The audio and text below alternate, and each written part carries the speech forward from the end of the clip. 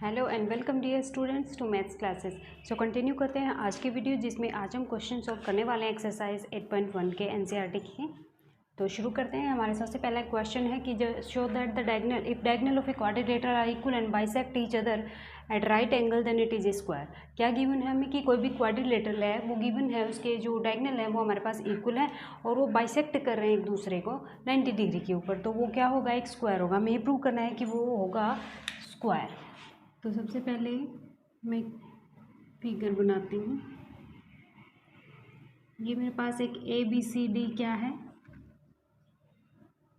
एक क्वाड्रिलेटरल है, ठीक है। इसके जो डायगोनल है AC और जो BD वो मेरे पास क्या है, इक्वल है, बाइसेक्ट कर रहे हैं और क्या है, परपेंडिकुलर है। मीन्स ये सभी एंगल जो मेरे पास हैं वो कितने हैं, 90 डिग्री के हैं, ठीक है। और ये वाली साइड इसके इक्वल है, ये वाली इसके इक्वल है, क्योंकि क्या कर रहे हैं, ये बाइसेक्ट कर रहे हैं एक दूसरे को, ठीक है। तो क्या प्रूव करना है, हमें प्रूव करना है कि ये एक स्क्वायर होगा। तो स्क्वायर प्रूव करने के लिए स्क्वायर की क्या प्रॉपर्टी होती है, एक तो क्या होता है कि उसकी सारी साइड से इक्वल होती हैं, लेकिन ऐसा तो फिर रोम्बस में भी होता है, रोम्बस की भी सभी साइड्स इक्वल होती हैं। तो एक क्या होता है कि स्क्वायर में एक तो सभी साइड्स इक्वल होती हैं, दूसरा एंगल होते हैं वो 90 डिग्री होते हैं, ठीक है। तो अगर हम ये दोनों प्रॉपर्टी कहीं से प्रूव कर दें कैसे भी, तो क्या हो जाएगा, वो हमारे पास क्या प्रूव हो जाएगा, एक स्क्वायर प्रूव हो जाएगा, ठीक है। तो सबसे पहले हम साइड्स को प्रूव करते हैं। वो कैसे करेंगे, मान लो मैं ये उठा लूँ, ये वाली और ये वाली ट्राइंगल, तो अगर मैं इनको कॉन्ग्रुएंट प्रूव कर दूंगी तो मेरे पास ये वाली साइड इसके इक्वल आ जाएगी। सेम प्रोसेस से मैं ये वाली और ये वाली उठा के कॉन्ग्रुएंट प्रूव करूँ तो ये इसके इक्वल आ जाएगी, और ये वाली कॉन्ग्रुएंट प्रूव करूँ तो ये साइड इसके इक्वल आ जाएगी। ये साइड इसके इक्वल, ये साइड इसके इक्वल, ये साइड इसके इक्वल और ये वाली इसके इक्वल, मीन सभी साइड इक्वल हो जाएगी, ठीक है। तो इस मेथड से हम इसको प्रूव कर सकते हैं कि इसकी जो ये क्वाड्रिलेटरल हमें गिवन है, इसकी सभी साइड्स क्या है, इक्वल। तो शुरू करते हैं इसको। सबसे पहले कंसीडर करते हैं ट्राइंगल। इन ट्राइंगल वो मान लेती हुई है मैं AOB एंड ट्राइंगल AOD। ये वाली AOD और AOB ये दोनों ट्राइंगल मैंने उठाई है। इसमें सबसे पहले AO तो मेरे पास क्या होगा, कॉमन होगा, ठीक है। AO इक्वल्स टू AO, ये तो मेरे पास कॉमन होगा, और उसके बाद OD मुझे OB के इक्वल गिवन है, क्योंकि ये डायगोनल आपस में क्या कर रहे हैं, बाइसेक्ट कर रहे हैं, ठीक है। तो ये मुझे गिवन है। दूसरा, ये वाला और ये वाला एंगल दोनों कितने हैं, 90 डिग्री है, क्योंकि ये परपेंडिकुलरली बाइसेक्ट कर रहे हैं एक दूसरे को, ठीक है। तो जो एंगल AOD होगा वो मेरे पास किसके इक्वल होगा, एंगल AOB के इक्वल। क्यों, H हो गया है मेरे पास। जो ट्राइंगल AOD है, triangle AOB and triangle AOD है, वो क्या हो गई आपस में, कॉन्ग्रुएंट, ठीक है, by side angle side rule से, ठीक है। जैसे ही ये ट्राइंगल मेरे पास कॉन्ग्रुएंट होगी, ये वाली ट्राइंगल इस ट्राइंगल के कॉन्ग्रुएंट हुई है, तो मुझे क्या मिल गया, corresponding sides equal AD equals to AB। AD equals to AB क्या हुआ है, ये प्रोसेस से अगर हम इसको और इसको उठाएं तो ये हमारे पास कॉमन हो जाएगी, ये इसके इक्वल गिवन है और ये एंगल दोनों 90 डिग्री हैं। तो यहाँ से हमारे पास ये वाली साइड इसके इक्वल आ जाएगी, ये वाली साइड फिर नेक्स्ट इसको उठाएंगे तो ये इसके इक्वल आ जाएगी, इसके इक्वल आ जाएगी। तो यहाँ से हमारे के पास क्या मिल जाएगा, सिमिलरली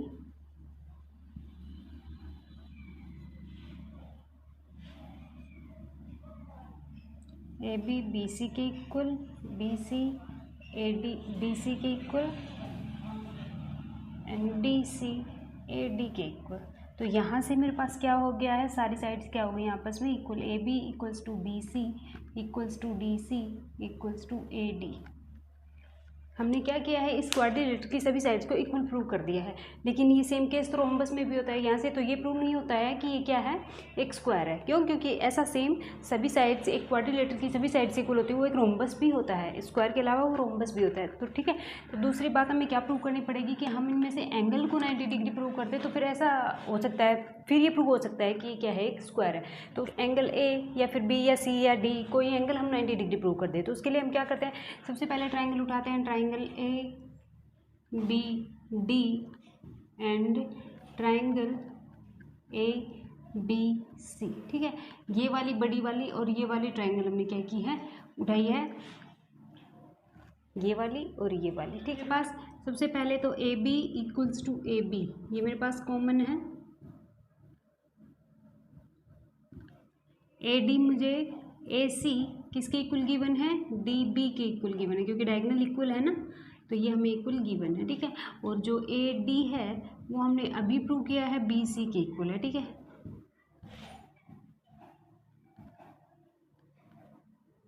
तो ये क्या हो गया मेरे पास, triangle A B D is congruent to triangle A B C, ठीक है। ये A D B triangle A B C के कॉन्ग्रुएंट प्रूव हो गई है।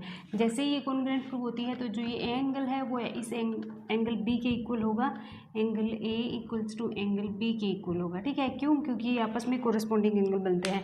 ट्राइंगल डी ए बी में एंगल ए और ट्राइंगल सी बी ए में ट्राइंगल एंगल बी, ये आपस में क्या हो जाएंगे, इक्वल हो जाएंगे, क्योंकि कोरिस्पोंडिंग एंगल है, ठीक है। अब ये क्या कर सकते हैं हम, देखो ये वाली और ये वाली ट्राइंगल अगर हम उठा लें, कौन सी, triangle D O A and triangle B O C, अगर इनको कॉन्ग्रुएंट प्रूव करें तो हम क्या प्रूव कर सकते हैं कि जो ये साइड है ये क्या होंगी, अल्टरनेट इंटीरियर एंगल के कंसेप्ट को यूज़ करके कि जो ये ए डी साइड है वो किसके पैरेलल हो जाएगी, बी सी की, यहाँ से हम प्रूव कर सकते हैं। तो ये हम कॉन्ग्रुएंट प्रूव करते हैं। सबसे पहले तो मैं मान लेती हूँ ये एंगल 1 है, ये मेरे पास एंगल 2 है, तो सबसे पहले एंगल 1 इक्वल्स टू एंगल 2, ये वर्टिकली अपोजिट एंगल होगा,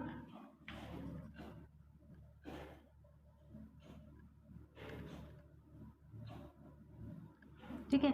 ये एंगल इसके इक्वल है। ये साइड ओ सी मुझे ओ ए के इक्वल गिवन है, ओ सी इक्वल्स टू ओ ए, और ओ बी मुझे ओ डी के इक्वल गिवन है, ठीक है।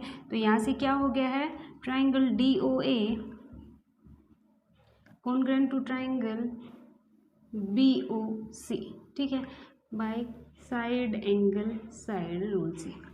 अब देखो जैसे ही ये ट्राइंगल इसके कॉन्ग्रुएंट प्रूव होती है तो हमारे पास क्या होता है, इसका ये वाला एंगल और इसका ये वाला एंगल सेम, इसका ये वाला एंगल और इसका ये वाला एंगल क्या हो जाते हैं, इक्वल हो जाते हैं, क्योंकि दोनों ट्राइंगल में क्या बनते हैं, कोरिस्पोंडिंग एंगल्स बनते हैं। क्या किया हमने, जो ट्राइंगल है ओ डी ए और ट्राइंगल ओ सी बी, इसको कॉन्ग्रुएंट प्रूव कर दिया है। जैसे ही कॉन्ग्रुएंट प्रूव किया है हमने, तो जो एंगल इस ट्राइंगल का ये वाला एंगल और ये इक्वल होंगे, कोरिस्पोंडिंग एंगल, ये वाला एंगल इसके इक्वल होगा, कोरिस्पोंडिंग एंगल। बट क्या है, ये जो ये वाला एंगल और ये वाला एंगल है वो ए डी और बी सी लाइन के लिए क्या बनेंगे, अल्टरनेट इंटीरियर एंगल्स बनेंगे। और जैसे ही अल्टरनेट इंटीरियर एंगल इक्वल होते हैं तो हमारे पास क्या होती है, वो लाइंस पैरेलल होती है। इसलिए यहाँ से क्या हो जाएगा, हमारे पास ए डी है वो किसके पैरेलल हो जाएगा, बी सी के, और सेम केस में क्या हो जाएगा, डी सी हमारे पास किसके पैरेलल हो जाएगा, ए बी के।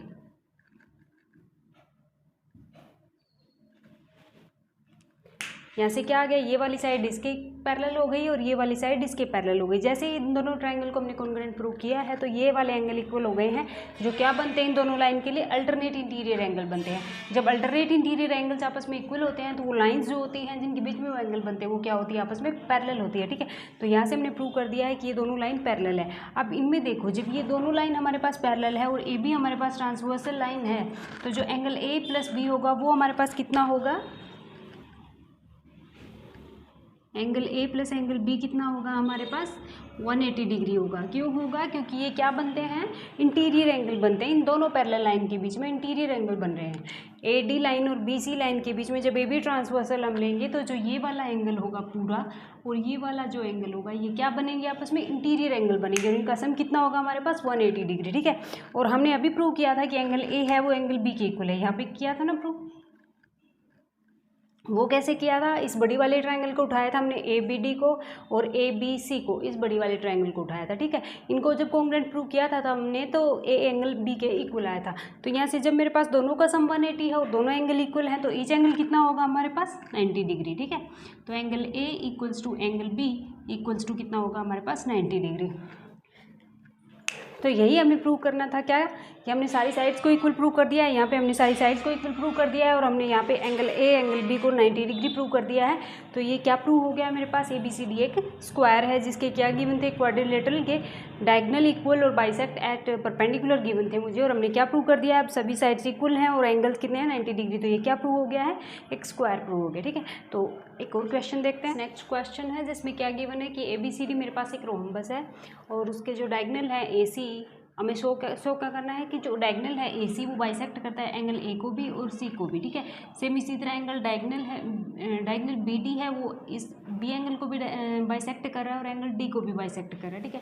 तो सबसे पहले क्या है हमारे पास, ए बी सी डी एक रोम्बस है, तो रोम्बस में क्या होता है हमारे पास, सभी साइड्स क्या होती हैं, इक्वल होती हैं। तो सबसे पहले हम ये लिखते हैं कि A B C D is a rhombus. So यहाँ पे A B equals to B C equals to C D equals to A D होगा। सेकेंड, जो अपोजिट साइड हैं वो क्या होती हैं, पैरेलल होती हैं। तो ए बी हमारे पास डी सी के पैरेलल होगा एंड जो ए डी है वो हमारे पास बी सी के पैरेलल होगा, ठीक है। ये दो इन्फॉर्मेशन हमें जो गिवन इन्फॉर्मेशन है rhombus A B C D उससे निकाली है कि रोम्बस की सभी साइड्स क्या होती है, इक्वल होती हैं और जो अपोजिट साइड्स होती हैं वो आपस में क्या होती है, पैरेलल होती हैं, ठीक है। ये हमने लिखा है। अब हमें प्रूव क्या करना है कि एंगल जो डायगोनल ए सी है वो ए एंगल को बाइसेक्ट कर रहा है और सी को, मीन्स एंगल 1 = 2 प्रूव करना है और 3 = 4। यहाँ मैंने 1 लिखा है, यहाँ 2, 3 एंड 4, ठीक है। तो एंगल 1 2 के इक्वल प्रूव करना है और 3 4 के इक्वल प्रूव करना है। सबसे पहले ये करते हैं। अब देखो मुझे गिवन है कि ये ए डी है वो डी सी के इक्वल है, ठीक है। जो ए डी है वो डी सी के इक्वल है। तो यहाँ से मेरे पास क्या आ जाएगा, जो एंगल 1 है वो 3 के इक्वल आ जाएगा। क्यों? क्योंकि ये अपोजिट एंगल है इक्वल साइड के। ये साइड मेरे पास इक्वल है तो इसके अपोजिट एंगल है 1 और 3, ठीक है। ये साइड इस डी सी के इक्वल है तो इसके अपोजिट जो साइड, इस साइड के अपोजिट एंगल 3 होगा और इस साइड के अपोजिट एंगल 1 होगा। तो 1 एंगल किसके इक्वल हो जाएगा, 3 के। लेकिन जब मेरे पास डी सी ए बी के पैरेलल है और जो ए सी मेरे पास एक ट्रांसवर्सल लाइन है तो जो 3 है वो 2 के इक्वल होगा। क्यों? क्योंकि अल्टरनेट इंटीरियर एंगल बनेगा, ठीक है। तो यहाँ से मेरे पास क्या होगा, 2 = 3 अल्टरनेट इंटीरियर एंगल,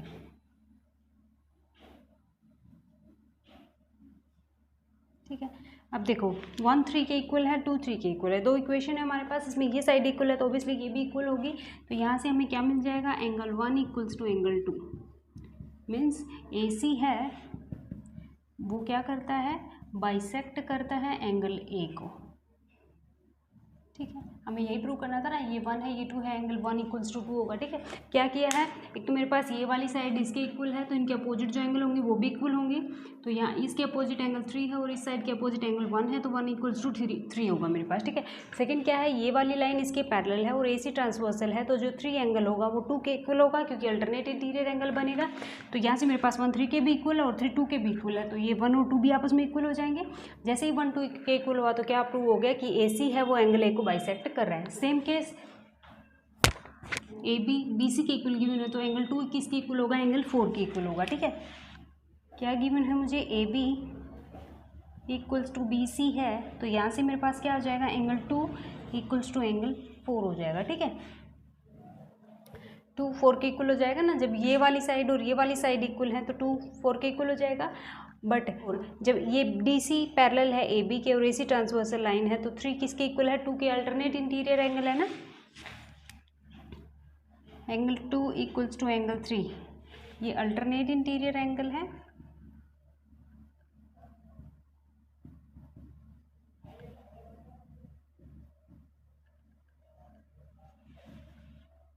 अब देखो 2 4 के भी इक्वल है, 2 3 के भी इक्वल है तो यहाँ से 3 = 4 हो जाएगा। और जैसे ही 3 = 4 होगा तो इसका क्या मतलब हुआ कि जो ए सी डायगोनल है वो सी को भी बाइसेक्ट कर रहा है। इसलिए एंगल जो डायगोनल ए सी है वो किसको बाइसेक्ट करता है,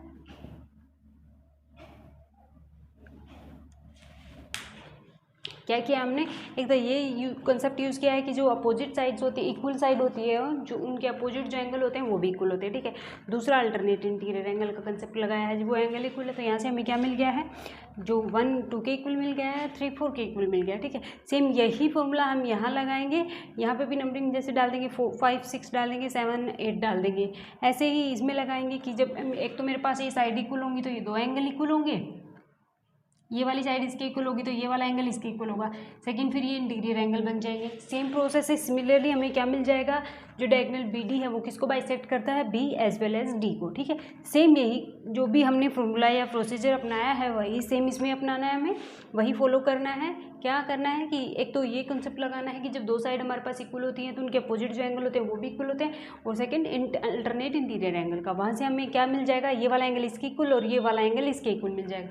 तो ये प्रूव हो जाएगा कि बी डी क्या करता है, एंगल बी को भी बाइसेक्ट करता है और एंगल डी को भी बाइसेक्ट करता है। ठीक है, ये क्वेश्चन है हमारे पास कि ए बी सी डी हमें एक रेक्टेंगल गिवन है और जिसमें क्या बोला गया है कि डायगोनल ए सी है वो बाइसेक्ट करता है एंगल ए को भी और सी को भी। ठीक है, तो हमें प्रूव क्या करना है कि ये एक स्क्वायर होगा और सेकंड डायगोनल जो बी डी है वो भी बाइसेक्ट करेगा एंगल बी को भी और डी को भी। ठीक है, तो सबसे पहले हमें स्क्वायर प्रूव, देखो ये रेक्टेंगल गिवन है हमें और स्क्वायर प्रूव करना है, तो एंगल का कंसेप्ट नहीं है क्योंकि ऑलरेडी रेक्टेंगल के एंगल भी कितने होते हैं, 90 डिग्री होते हैं, स्क्वायर के भी। ठीक है, बस डिफरेंस कितना होता है कि इसमें अपोजिट साइड्स इक्वल होती हैं और स्क्वायर में क्या होता है, सारी साइड्स इक्वल होती है। तो क्या करना होगा हमें, हमारा मेन जो काम है वो ये होगा कि हम जो एडजेसेंट साइड है उनको इक्वल प्रूव कर दें, तो हमारे पास सारी साइड इक्वल आ जाएंगी, तो ये एक स्क्वायर प्रूव हो जाएगा। ठीक है, क्योंकि इसके भी एंगल कितने हैं, 90 डिग्री हैं ऑलरेडी, क्योंकि एक रेक्टेंगल के एंगल 90 डिग्री होते हैं। ठीक है, तो हमें सिर्फ साइड्स को इक्वल प्रूव करना है, तो ये एक स्क्वायर प्रूव हो जाएगा। ठीक है, तो देखो हमें क्या गिवन है, हमें गिवन है कि जो ए सी डायगोनल है वो बाइसेक्ट कर रहा है एंगल ए को भी और सी को भी। मीन्स यहाँ पे हमारे पास एंगल 1 इक्वल्स टू 2 है एंड एंगल 3 इक्वल्स टू 4 है। ठीक है, अब रेक्टेंगल में क्या होता है कि जो अपोजिट साइड्स होती हैं वो इक्वल भी होती हैं और एक पैरेलल भी होती हैं, क्योंकि रेक्टेंगल भी एक पैरेललोग्राम होता है, तो जो अपोजिट साइड्स होती हैं वो पैरेलल भी होती हैं। ठीक है, तो यहाँ से जब मैं लूँ D C parallel to A B and A C transversal, तो मेरे पास 2 किसके इक्वल होगा, 3 के इक्वल होगा, क्योंकि ये अल्टरनेट इंटीरियर एंगल बनेंगे आपस में। ठीक है, ए बी है वो मेरे पास पैरेलल होगा डी सी के and A C transversal line.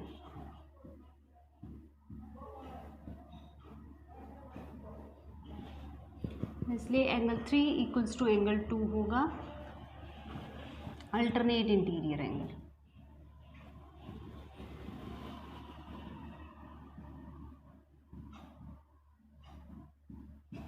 अब देखो यहाँ पे 3 2 के इक्वल है और 3 4 के इक्वल है, तो इन दोनों इक्वेशन से, इससे और इससे 1 और 2 से, फ्रॉम इक्वेशन 1 एंड 2 क्या मिलेगा हमें, 2 इक्वल्स टू 4 मिल जाएगा, एंगल 2 इक्वल्स टू एंगल 4। ठीक है, और यहाँ से क्या होगा, जब एंगल 2 इक्वल्स टू 4 होगा तो यहाँ से हमारे पास ए बी है वो बी सी के इक्वल हो जाएंगे। क्यों, opposite side of equal angle.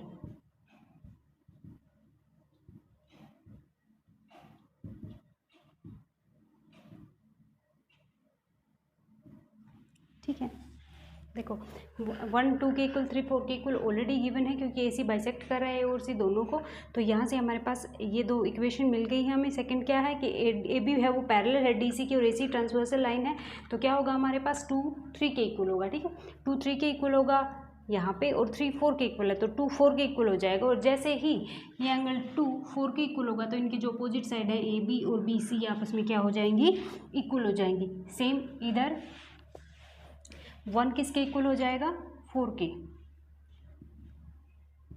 क्योंकि ये भी क्या बनेंगे, अल्टरनेट इंटीरियर एंगल बनेंगे।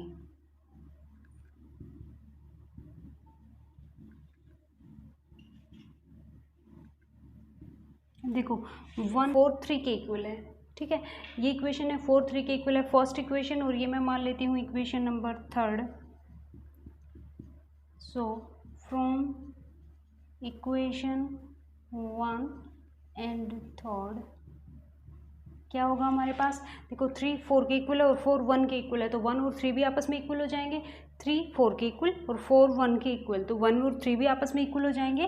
तो यहाँ से क्या होगा, एंगल 1 इक्वल्स टू एंगल 3, और जैसे एंगल 1 3 के इक्वल होता है, ये वाला एंगल जब इसके इक्वल होता है तो हमारे पास ये वाली साइड और ये वाली साइड आपस में क्या हो जाती है, इक्वल हो जाती है, क्योंकि ये अपोजिट साइड है इक्वल एंगल्स की। ठीक है, तो यहाँ से हमें क्या मिल गया, A D equals to D सी।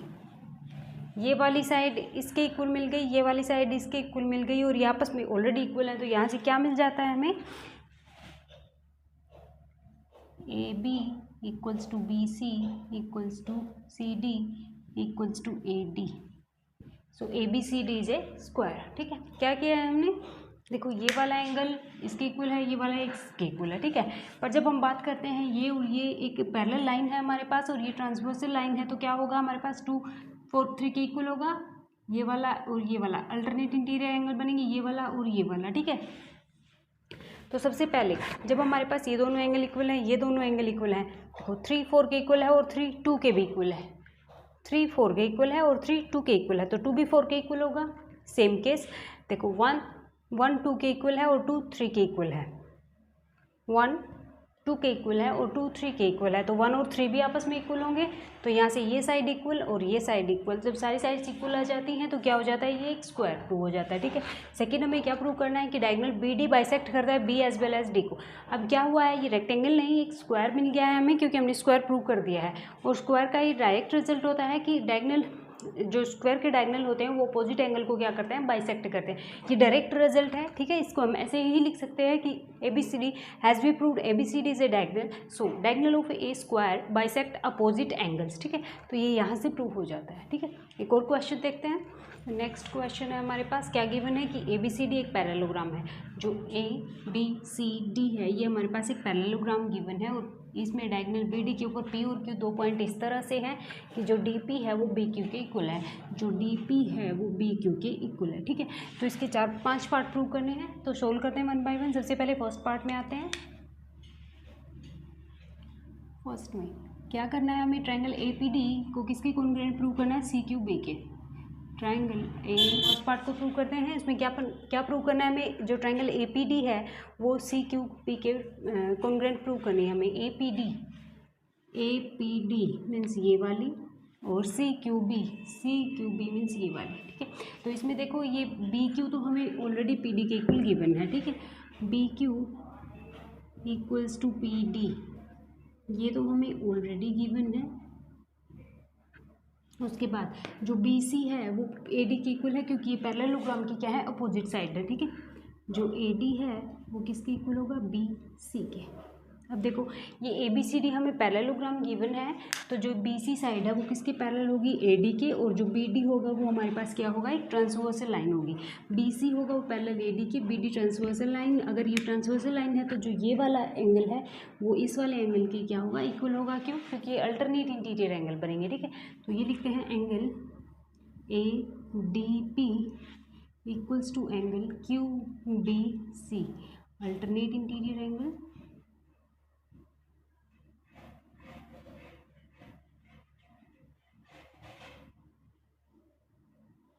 तो यहाँ से क्या हुआ है हमारे पास, triangle A P D is congruent to triangle C Q B by side angle side से।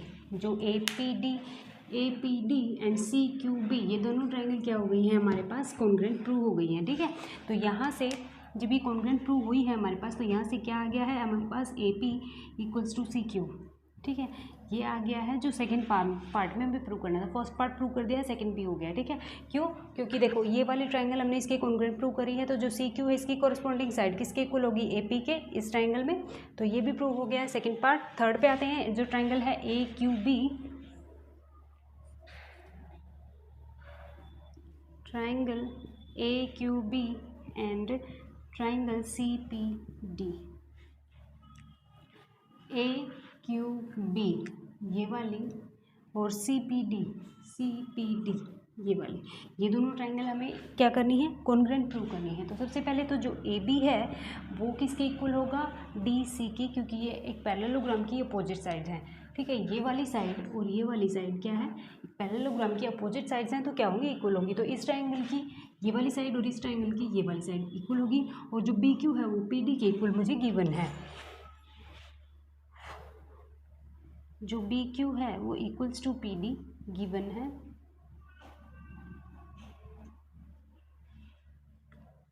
ये वाले ट्रायंगल उठा रहे हैं हम इसके साथ। अब देखो ये वाला एंगल होगा, ये वाला एंगल वो इस वाले एंगल के इक्वल होगा जब ये और ये साइड पैरेलल होंगी, और ए डी बी डी हमारे पास ट्रांसवर्सल होगा, तो क्या बनेंगे, ये अल्टरनेट इंटीरियर एंगल बनेंगे। तो इसको लिखते हैं angle A B Q equals to angle P D C. ये क्या है? अल्टरनेट इंटीरियर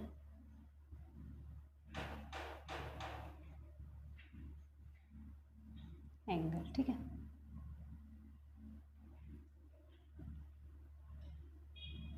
तो अब यहाँ से क्या हो गया है?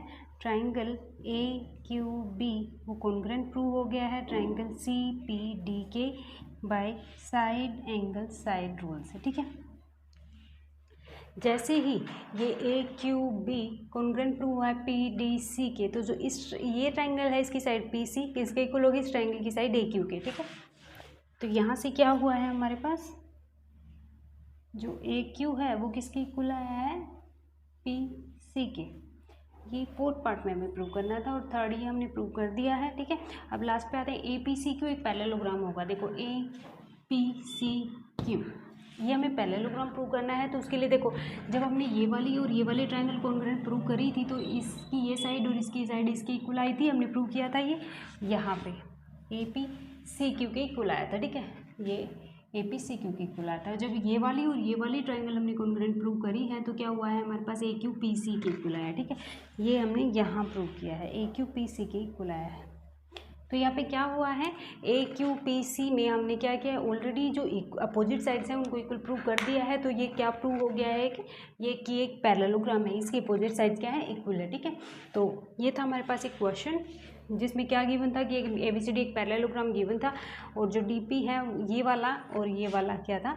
इक्वल हमें गिवन था। तो कुछ नहीं था, सिंपल एंगल साइड एंगल की हेल्प से क्या करना था? कुछ अल्टरनेट इंटीरियर एंगल, कुछ पैरेललोग्राम के अपोजिट साइड्स और कुछ कॉमन, ये सब लगा के हमें क्या करना था? सिर्फ कई पार्ट्स जरूर थे लेकिन आसान था कि क्योंकि इसमें सिर्फ कॉन्ग्रुएंट ही प्रूव करना था। जैसे ये कॉन्ग्रुएंट प्रूव हो रहा है तो ये ऑटोमेटिक प्रूव हो रहा है, ये कॉन्ग्रुएंट प्रूव हो रही थी ये ऑटोमेटिक प्रूव हो रहा है, और ये फिर चारों पार्ट को मिला के ये वाला बन रहा है। तो आज के लिए इतना ही, मिलते हैं नेक्स्ट वीडियो में बाकी क्वेश्चन के साथ। तब तक के लिए take care and thanks for watching.